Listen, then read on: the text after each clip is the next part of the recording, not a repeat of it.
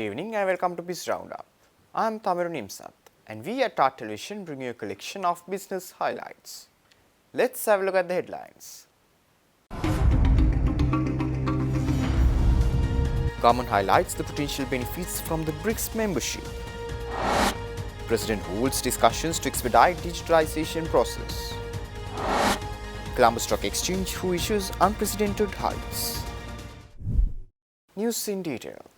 President Anil Kumar Dissanayake expressed commitment to lowering energy costs, attracting foreign investments and restructuring the diplomatic service to improve Sri Lanka's market access globally. The President made these remarks at a meeting with officials from the Export Development Board at the Presidential Secretariat last week. The meeting focused on steps to reduce electricity tariffs significantly over the coming years, aligning with the goal of establishing economic independence. President Dissanayake highlighted the government's push for a single service window to streamline export processes, integrating Sri Lanka customs with other agencies. He also emphasized that digitalization is critical to enhancing the efficiency of export-related services. Exporters from sectors such as construction, logistics, IT, fish exports, gems and jewelry, and spices shared industry challenges and explored solutions. The discussions further addressed the government's strategy to boost export income through investment promotion, regulation, research and development, and infrastructure improvement. President Anil Kumar Dissanayake has unveiled an ambitious plan to digitally transform Sri Lanka within the next 3 years. Speaking at the Presidential Secretariat with representatives from the Chamber of Commerce, the President outlined initiatives to elevate the country's global standing through digitalization. Chamber members pledged their voluntary support for economic development. The discussion touched on pressing challenges and future goals across key sectors such as insurance, banking, tourism, construction and SMEs. President Dissanayake also emphasized the government's commitment to economic recovery, introducing new tax concessions for public benefit and prioritizing energy autonomy through upcoming reforms in the Electricity Act.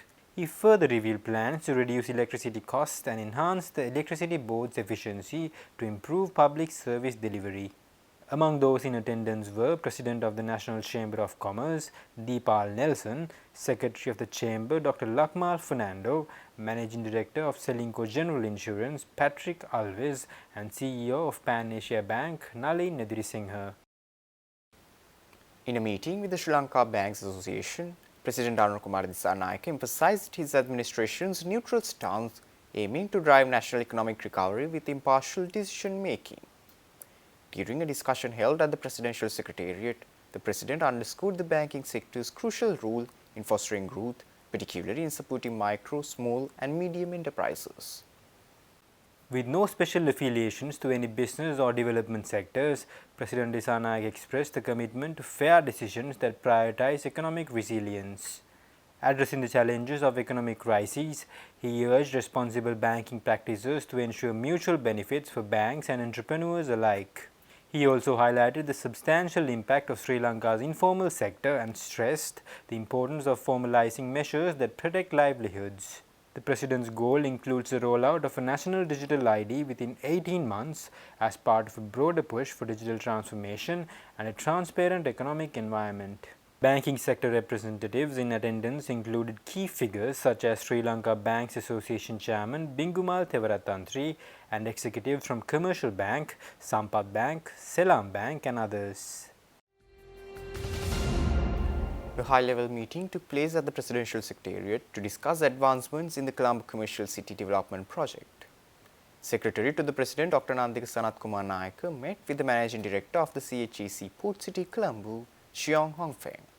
The duo reviewed progress and strategies around upcoming economic challenges in the Port City Development Project. In a show of corporate responsibility, CHEC Port City Colombo announced a donation of 3 million rupees to assist those affected by recent floods. The President Media Division said that this contribution highlights Port City's commitment to supporting the local community. Assistant Managing Director Xiang Nan also attended the meeting, underscoring the company's dedication to driving development while responding to immediate social needs. Stay tuned. We will return after this short commercial break.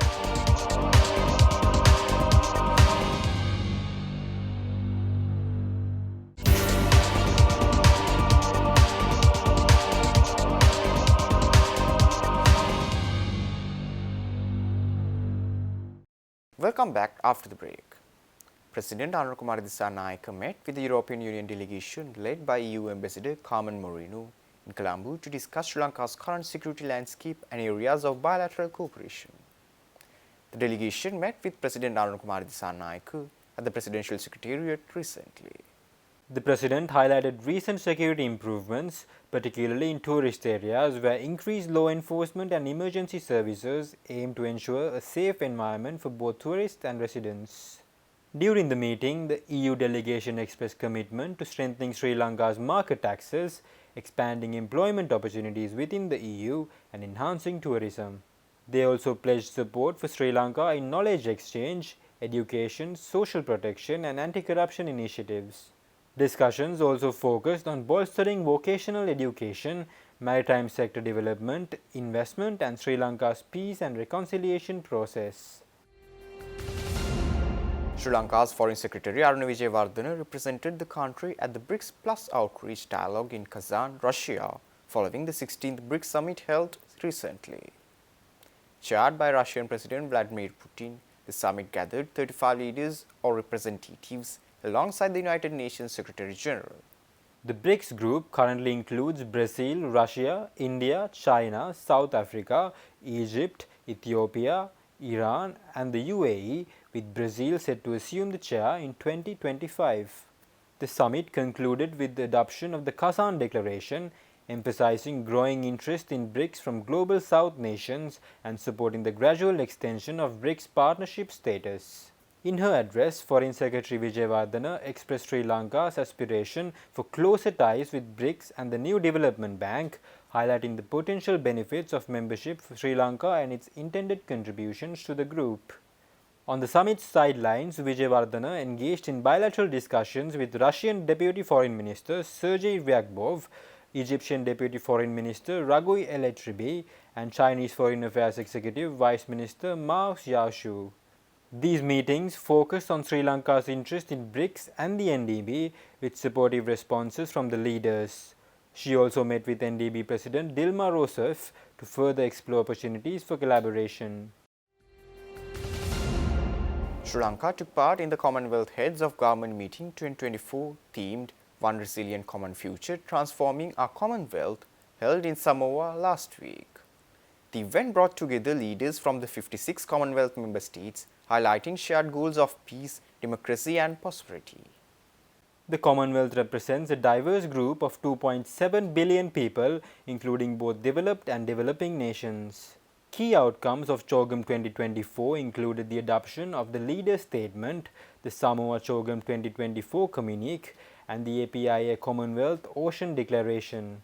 Leaders also appointed Shirley Ayokor Botchway, Ghana's Minister for Foreign Affairs and Regional Integration, as the new Commonwealth Secretary General. Sri Lanka's two-member delegation was led by Manori Malikarachchi, Deputy High Commissioner in London, joined by Chatura Pereira, Director of Europe and North America for the Ministry of Foreign Affairs.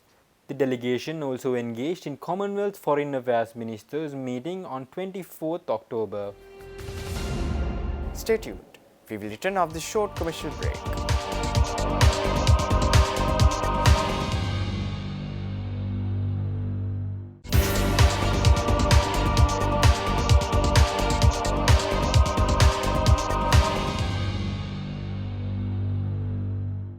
Welcome back after the break.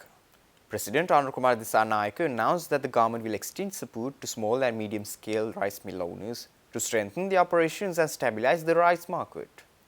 The President said this during a meeting with the small and medium-scale rice mill owners at the Presidential Secretariat recently.